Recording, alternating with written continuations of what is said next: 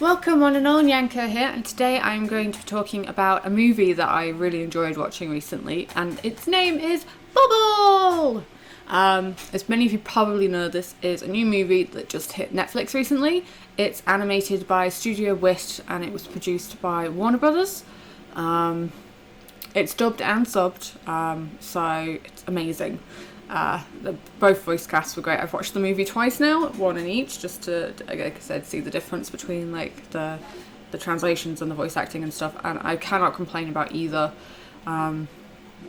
It's a beautiful movie that seems to be based loosely off of like the original My Little Mermaid folktale, so not the Disney version, but like the one that the Disney version is based off of. So basically the premise of the story is young kid, well, he's a teenager at this point, called Hibiki, is basically the star parkour athlete in his team who race around an abandoned Tokyo to win food supplies and things that they need to survive.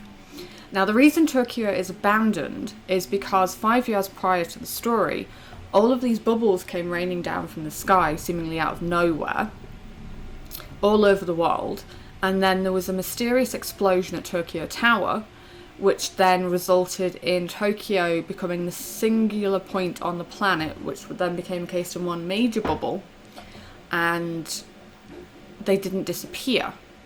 But the people left Tokyo because they were terrified, and as well the water levels rose because after I think 6 months the bubbles burst and turned into water. Now, a lot of people died that day, and a lot of the main characters who partake in the parkour races are orphans who have nothing else in life, basically. And Q, our main protagonist, Hibiki, who also has auditory issues. He can't seem to stand a lot of noise and is constantly wearing headphones to block people out. And at the beginning, even with his own teammates, he's very reserved, very held back, doesn't really want to have much to do with them. Even when they're on like their main ship with the scientists who are like researching the phenomena that happened 5 years previous with like the bubbles. So that's the beginning of the story. And it seems to be like Hibiki can hear the bubbles. He seems to hear sounds that nobody else can, and he hears songs coming from Tokyo Tower.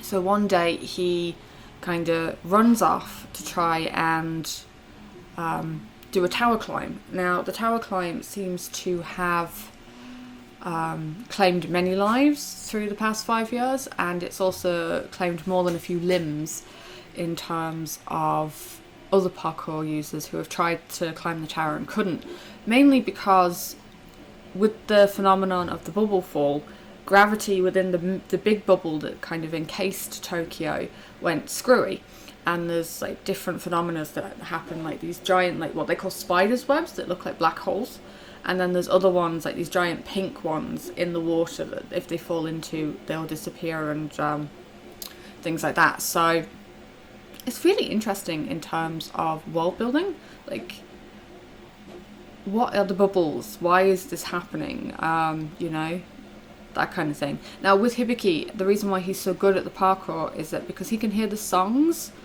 of the bubbles, he seems to be able to pick which bubbles are the right bubbles to jump on when he's doing some of his parkour, and go from there, which is helping him win the races. Now, he follows the song, like I said, to Tokyo Tower, has an accident where he gets so far, but then gets thrown into the water and he can't get loose. Now, it seems to be one of the bubbles is sentient, watches Hibiki fall into the water, and she dives in, or this bubble dives in, seems to merge with another bubble that gives her the power to create her own form, and she rescues Hibiki from drowning, and then they get picked up by one of the mentors who was like coaching the parkour team, and they get brought back to base.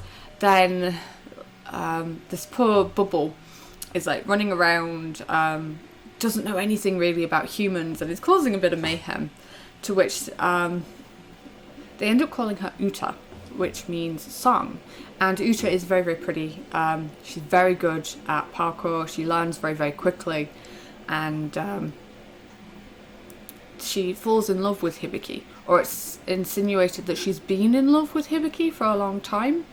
And as the story starts to develop, we learn more about Uta, we learn more about Hibiki, and just about the world in general.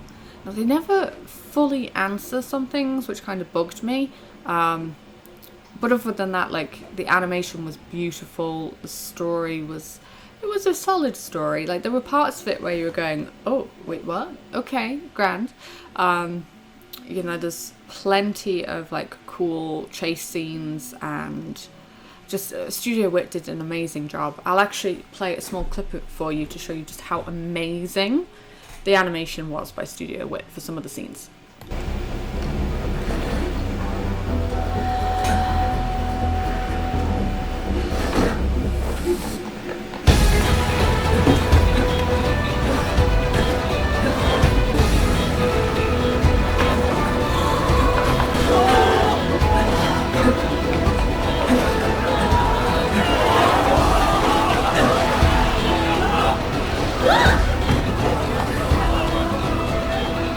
I mean, look at that animation. Wasn't it amazing? The fluidity, the motion, just, oh my god. Like, oh, woo. Like, that's part of what hooked me. Like, is one of the very first scenes where he does all the jumping and the flipping and stuff. And I've always enjoyed watching parkour, so, like, to see it animated was amazing. Because normally, for me, it seems to be something that would be quite difficult to, like, animate all of the different jumps and flips. Now, it's probably easier these days with, like, software that can do it for you, but especially before, when it used to be like hand-drawn animation, I think it would be like quite difficult to do all like the little bits and like the flip book motion without it taking like forever. So just the music as well was to die for. Sorry, words articulate, Nyanka, we can do this. It was just, I was hooked. And then the movie seemed to end far too quickly. Now, it's about an hour and 42 minutes, I believe.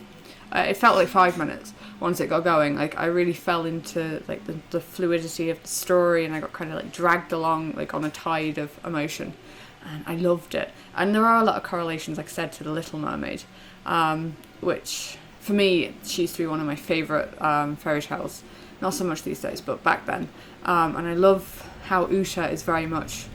She realises that she can't really touch Hibiki, because the one time she does, she starts to turn back into bubbles, and it seems to insinuate that her body is just a borrowed form, and if it touches that of the real thing, she'll start to slowly disintegrate back into bubbles.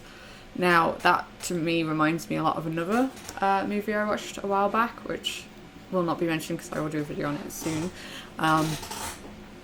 But yeah, I just loved the little details and the nuances, and how Uta is learning, but at the same time she's showing Hibiki the world around him, and she helps him open up and really come to terms with who he is. And I love that. And she like refers to him as the prince and her as the Little Mermaid, and he gets a bit flustered by that. But really they are. She saves him. But in the end there's a bit of a twist, because they both end up saving each other in ways, in terms of letting the other person be their true self. And through saving the other one, they don't really save them, they just show them who they truly can be and who they want to be. Which I think is really cute. Now, it is eventually revealed what Uta is, and Hibiki doesn't turn her away and doesn't, like, reject her. He desperately tries to save her as well towards the end, because basically the bubbles go rampant again, like they did 5 years ago, and the world starts to disintegrate around them, and everyone's like, right, we've got to go, we've got to get out, go, go, go, go. But Uta's gone off to try and quell, like, the anger of the bubbles, because she's like, I can't let them destroy this world. I can't let them hurt Hibiki and my friends. And so they all decide to go to the tower, which is where they realise that Uta's gone, to try and rescue her. And it's really amazing because at this point, Hibiki's decided that he wants to be part of the group. He will be, a team member again, and that he's going to try and work on his issues to become one of the crew again, because he wants to be part of society. He wants to have a family again, basically. And that's through Uta helping him. And something else that I really, really liked in this was the fact that they had a guy who does parkour. I will pop him here. And I'll pop his name as well because I'm terrible with names.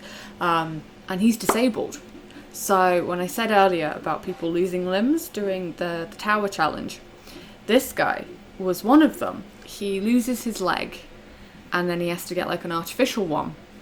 And so instead of like doing parkour these days, he mainly teaches the kids how to do it safely, and he does his best to keep them safe in case of accidents, like they get knocked into the water, which is one of the rules that disqualifies one of the members. And yeah, it was amazing how they animate the guy moving and doing his tricks and his flips, and you can see how losing his leg has impacted him, but how at the same time it's not hindering him. So like his movements are a bit clunkier, but he can still do the trips and the flips, the tricks and the flips. And I don't know, it's something for me that like really hits home is when I see representation for different disabilities. Now this is a guy who was 100% healthy, born with all of his limbs, and then an accident took his leg from him. And instead of moping and whining and pining and like basically falling into a bottle over it, he picks himself up, he brushes himself off, he decides to teach others how to do it safer, but then at the same time he doesn't give up his passion. He learns how to still do what he loves while accommodating his disability. And I thought that was an amazing message to show people, because we're all just one car accident or one fall down the stairs or even just one bad viral infection away from being permanently disabled in a way that would be very visible on the outside as well as being felt on the inside. And I think we need a lot more representation for that. And it was just amazing to see it in a movie, and especially an animated movie. Now I know they've been doing a lot more in terms of inclusivity recently, like with the Silent Voice and having a deaf character be the main focus. Now I know there's also another TV series that I'm wanting to get around to watching, which is about a deaf investigator, I believe, and her dog, which I will watch and probably do a video on that as well. But yay for representation on disabilities in anime. Woo! That instantly puts this movie to a 10 for me, just because, like I said, everybody can become disabled tomorrow or even today, and just I think if we make it normal in media, I think people would be less suicidal and depressed about it. Now I'm not saying that you shouldn't get down about that kind of thing. Like, it's a huge life change, and these kind of things, they take time and they take a lot of work and a lot of effort to realise that life still goes on. You can still move around, you can still, if you put in the effort, you can still live a relatively normal life, just taking slightly more steps to accommodate the things that you can't do. Yes, you can be down about it. Yes, you can be sad. Yes, you are allowed to mourn and grieve, the loss of your limb or the loss of the life that you used to lead. But I think it's really, really interesting how they go about showing that just because your life can change dramatically overnight doesn't mean that you need to lose everything that used to make your life fun or give your life meaning. So like with the tutor guy, I will remember his name one of these days. I'm so bad at names. Oh, it's bad Nyanko. He loved parkour, and then even he mentions how he gives it up because of his leg. But it then turns out that he hadn't fully given it up, and he had been finding ways to continue practicing and accommodating how the loss of one leg would affect his flips and his tricks and his balance and stuff. which again, like I said, we need to bring more of this to media. We really need to normalise how, just because you lose a leg or you lose an arm, it's not going to be the end of your world. You will find a way around. You can find a way around. And the first step to that is normalising it, How many times have you seen someone on the street who's missing an arm or a leg? And you'd never even know, because you just can't tell the difference. They're walking around happy as Larry, doing their daily chores or things. You can still pursue your passions in life, even if you are missing a limb. Now, there are certain disabilities where you can't, say, continue so much with doing the physical aspect of it, but like he does, he starts teaching as well instead of just doing, which is a really good, for me anyway, is really good representation, and I am really glad that they included that.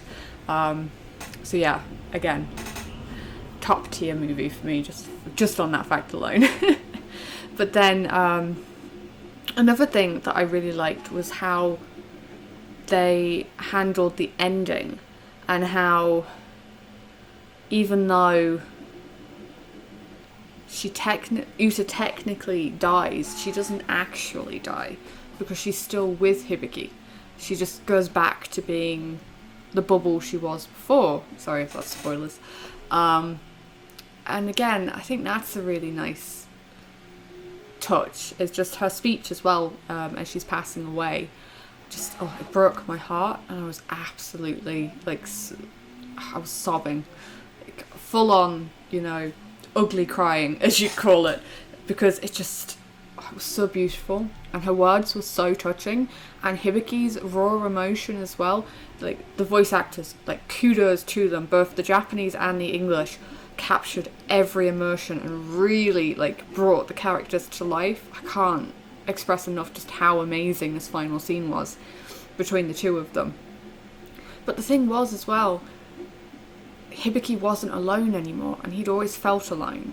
And that was the thing, he thought through losing Uta he was going to be alone again, but then he realises towards the end that he's not alone. He's never been alone. He always had his team, and he always had, his friends with him to be there and love him, They're the family that replaced the ones that he lost. But the thing was, he kind of lost his family already before the explosion, because his mum had tried everything to try and fix his problems with his oversensitive ears, and then she basically abandoned him in a centre for kids with auditory issues just like him, because she just couldn't handle it anymore. So in a sense, he'd already lost his family before the explosion, and then through the explosion and finding his own feet again afterwards, he discovers his true family. And I thought that was a really nice touch, because again, you don't get to choose the family you're born to, but you do get to choose your family that will be by your side for life, once you're living it. I mean, I'm not sure if that makes sense, but I hope it does anyway. But yes, so definitely go give Bubble a go. I cannot stress enough just how amazing it was. The animation, the story, the emotions. For me, it was a 10 out of 10. But you guys can let me know what you think of it down below in the comment section. Would love to hear from you all. And recommend more movies for me to watch as well. Recommend TV series, movies, mangas to read, whatever you want to recommend, I will give it a shot, as long as it's not too dirty. I see. Like this video if it's if it's content that you'd like to see. Subscribe to my channel if you want to see more from me. It would be a great help to grow the channel, and I love you all. Thank you ever so much for joining me today, kittens. Au revoir.